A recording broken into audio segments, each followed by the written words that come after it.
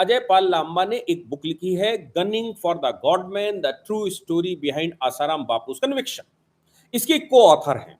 चूंकि ये डीसीपी वहां के थे, इसलिए पूरा केस इनको मालूम है, पूरे केस में ये इन्वॉल्व रहे, तो इस आधार पर इनकी किताब भी आई। इस किताब में जो इन्होंने वर्जन दिया है, वो वर्जन अगर कोर्ट में मान लिया जाता है, तो फिर आशाराम बापूजी निर्दोष सिद्ध हो जाते हैं। और ये सिद्ध होता है, या ये बात वहां पर सही से स्थापित हो जाएगी कि आशाराम बापूजी को जानबूझ के फंसाया गया है। तो फिर अब अजय पाल लंबा को हाई कोर्ट ने तलब कर लिया था। उस बात को लेकर एसएलपी एक सुप्रीम कोर्ट आई। सुप्रीम कोर्ट में राजस्थान सरकार सुप्रीम कोर्ट चली आई और उन्होंने कहा कि आप हमारे उस समय के डीसीपी को कैसे कॉल कर सकते हैं, हाई कोर्ट क्यों, जब लोअर कोर्ट में सब कुछ हो चुका है, तो हाई कोर्ट उनको क्यों उनसे सवाल जवाब करना चाहता है। हम उसका विरोध करते हैं। इसलिए सुप्रीम कोर्ट से उन्होंने गुहार लगाई कि भाई अपील अपनी सुने, लेकिन हमारे डीसीपी को ना बुलाया जाए।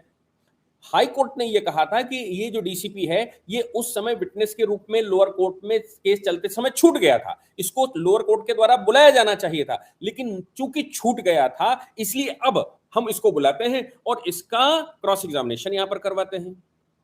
राजस्थान सरकार कह रही है कि वो छूट नहीं गया था, हमने जानबूझकर उसको नहीं जाने दिया, और साहब अब तो केस रफा दफा, अब तो जो केस में होना था वो हो गया है, इसलिए अब इनको दोबारा पूछताछ के लिए नहीं बुलाना जाना चाहिए।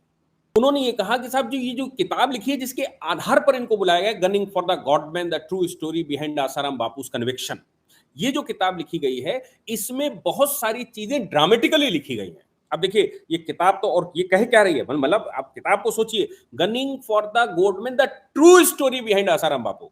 ये कह रही कि आशाराम बापू के पीछे की सच्ची घटना क्या है, सच्ची कहानी क्या है, हम ये लिख रहे हैं, और इसका ऑथर अजय पाल लांबा है। ये लिख रहे हैं और अजय पाल लंबा इनका ऑथर है, लेकिन ट्रू स्टोरी है, फिर भी ये ड्रामेटिकल है। तो उन्होंने कहा कि साहब ये ड्रामेटिकल है, और इसमें एक डिस्क्लेमर दिया हुआ है। डिस्क्लेमर आजकल आप जानते हैं ना कि कोई भी फिल्म से पहले डिस्क्लेमर, किसी की भावनाएं आहत हुई हों, कोई ये हमारा उद्देश्य ये नहीं था, वो नहीं था, किसी को बात करने का नहीं था, कोर्ट को चैलेंज करने का नहीं था, कोर्ट की प्रोसीडिंग को चेंज करने का नहीं था, ऐसा कोई लिखा होगा। तो इन्होंने दो दो पॉइंट कोर्ट के सामने रखे।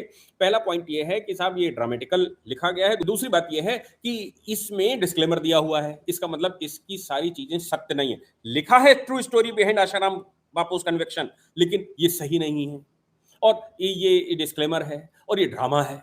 आप सोचिए कि हमारे देश में पुलिस ऑफिसर जो कि ग्रेड 1 के ऑफिसर्स हैं, वो एक किताब लिखते हैं और उसको कोर्ट में कहा जाता है कि ये ड्रामा है, जबकि उसी केस से वो जुड़ा हुआ अधिकारी है, और वो अधिकारी जुड़ा हुआ, वो अपनी बात लिखता है, लेकिन वो कोर्ट में मान्य नहीं है। ये बात सुप्रीम कोर्ट को कन्विंस करने में राजस्थान सरकार सफल हो जाती है, और सुप्रीम कोर्ट ये कह ऑर्डर करता है कि नहीं, ये जो हाई कोर्ट का ऑर्डर अजय पाल लांबा को बुलाने का है और उनका एविडेंस लेने का है, उसको मैं कैंसिल करता हूं, उसको मैं सेट असाइड करता हूं, लेकिन मतलब उसको स्टे कर देते हैं कि भाई इनको मत बुलाइए, लेकिन हाई कोर्ट से आग्रह ये करते हैं कि आप जल्दी से जल्दी इस पर सुनवाई कर लीजिए और इस पर जल्दी से डिसीजन दे दीजिए।